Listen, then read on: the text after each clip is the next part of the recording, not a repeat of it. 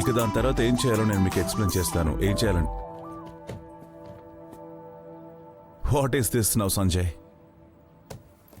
Sir ఒక విషయం చెప్పండి. ఒకవేళ మీరు ఏదైనా దుకాణానికి ప్యాంట్ కొనడానికి వెళ్తే ఇక దుకాణదారుడు మీకు డ్రాయర్ చూపిస్తే మీకు ఎలా అనిపిస్తుంది? వాట్?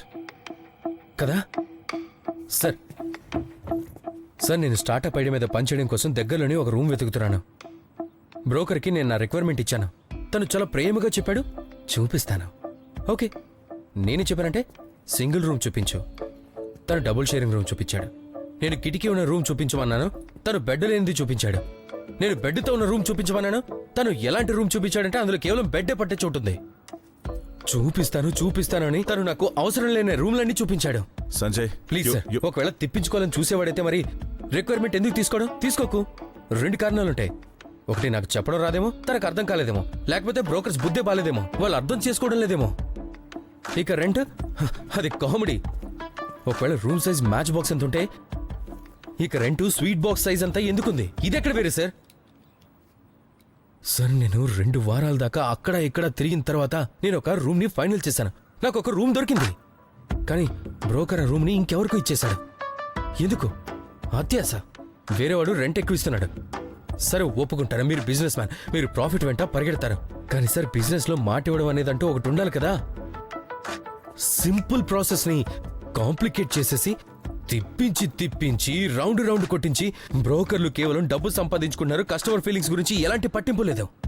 Actually he's right. నా విషయంలో కూడా ఇదే జరిగింది. నా బ్రోకర్ అయితే ఒకే ఫ్లాట్కి ఒకేసారి 4 దగ్గర అడ్వాన్స్ తీసేసుకున్నాడు. అవును, ఈ బ్రోకర్స్ ఇంటద్దినప్పుడు 10-20% పెంచేస్తూ ఉంటారు. ఎందుకంటే వాళ్ళకి ఎక్కువ కమిషన్ వస్తుంది కదా.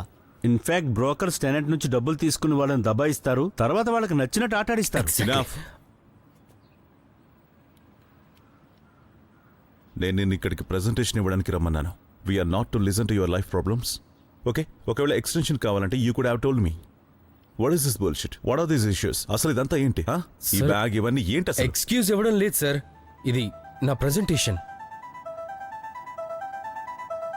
సార్ మీరే అన్నారు కదా నా మొదటి ఐడియా చాలా చిన్నది, అది తక్కువ మంది ప్రాబ్లమ్స్ నే సాల్వ్ చేస్తుంది అని. సార్ కానీ ఈ ఐడియా సార్ ఇది చాలా మంది ప్రాబ్లమ్స్ ని సాల్వ్ చేస్తుంది sir.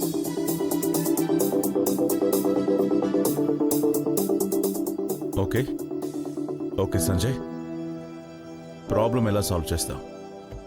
Okay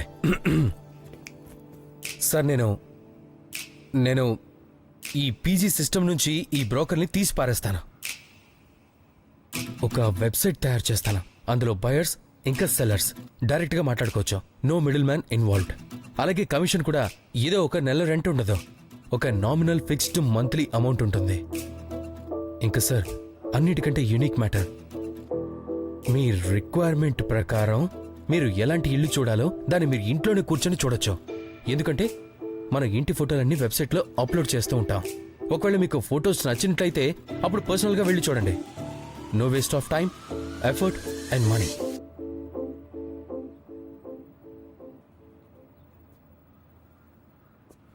Rubina, Raunak, Abhishek, tell me something.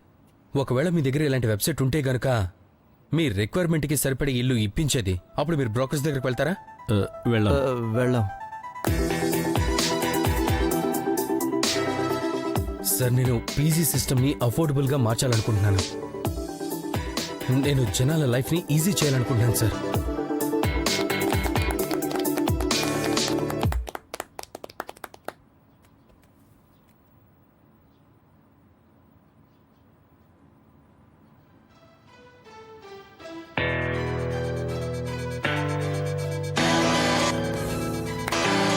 Yes!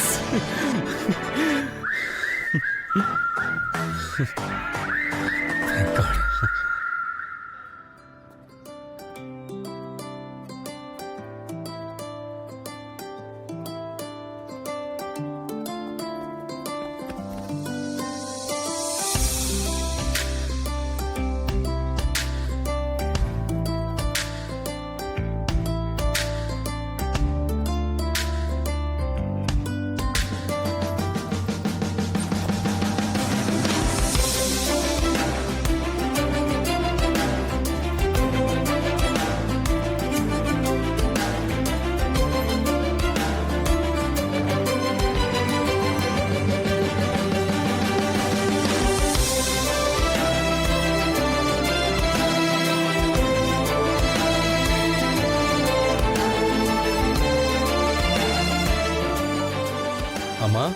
మళ్ళీ ఇప్పుడు ఏమైంది? ఫండింగ్ దొరికింది.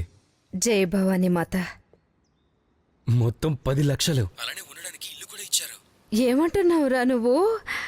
చూసావా, నాకెప్పటి నుంచో తెలుసు నీ పట్టుదలే ఏదో ఒక రోజు నిన్ను పై స్థాయికి తీసుకెళ్తుంది. సరే, ఇక మీ డాడీకి కూడా శుభవార్త వినిపించు. ఆయనకిప్పుడే ఫోన్ చెయ్యి. అబ్బా, నేను ఇప్పుడు ఆయనకి కాల్ చేయనమ్మా. ఆయన ఫోన్లోనే మొదలు పెడతారు. ముందు ఇవన్నీ వదిలి చదువు మీద మనసు పెట్టు, అది ఇది అని. అది కాదు సంజు, అలాంటిదేమీ ఉండదు. మీ డాడీకి నీ గురించి ఆలోచన ఉండదని నువ్వే అనుకుంటావు. ఇక్కడ రోజంతా ఆయన నీ గురించి మాట్లాడుతూ ఉంటారు. ఇప్పుడు ఫోన్ చేసి ఈ మనస్పర్ధలకి ముగింపు పలుకు. లేదంటే ఆ భవానీ మీద ఒట్టు. సరే చేస్తాను, కానీ ఈ రోజు మాత్రం చేయనమ్మా. ప్రామిస్ చేస్తున్నాను, తర్వాత చేస్తాను. సరే అయితే మరి ఉంటాను. బాయ్.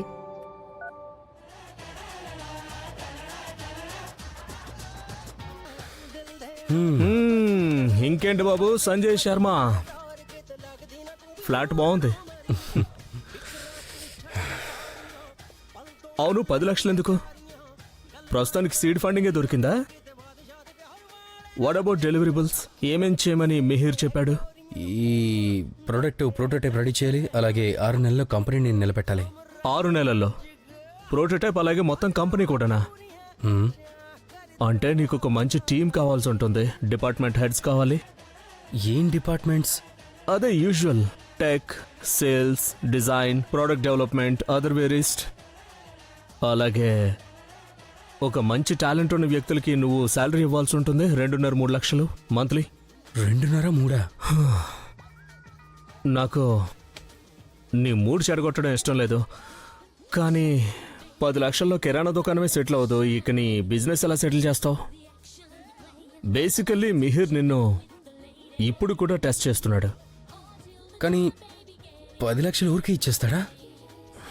సంజు, తను నీకు 10 లక్షలు ఇచ్చి చెక్ చేస్తున్నాడు, నీకు 10 కోట్లు ఇవ్వచ్చా లేదా అని. బాబా, ఓపెన్గా చెప్తున్నాను, మిహిర్ జైన్ దగ్గర నుంచి నేను 10 కోట్లు తీసుకుంటాను.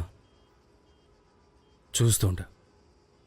మీరు కేవలం నాకు డిపార్ట్మెంట్ హెడ్స్ని వెతకడంలో సహాయం చేయండి. అయితే అన్నింటికంటే ముందు sales head from global vision Amit Rastogi. Next up tech head from Starwin group Ayesha Dhakkad. One of the best product head from Treats International, Swara Majumdar. And finally, design head of Prinkster Ads, Pankaj Desai.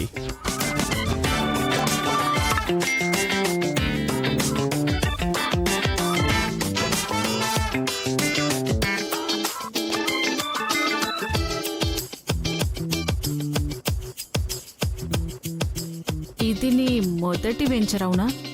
Yes. నీ idea అయితే చాలా బాగుంది. Okay, convince me.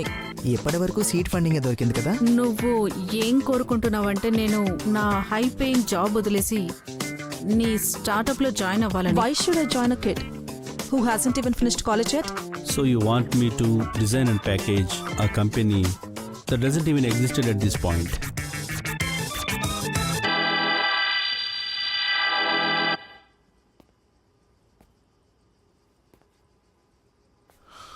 ఎవరూ ఒప్పుకోలేదు కదా, నాకు తెలుసు. ముగ్గురు ఓకే చెప్పారు. తొక్కేం కాదు, నేను నమ్మను. అగ్రిమెంట్ కూడా సైన్ చేయించుకున్నాను.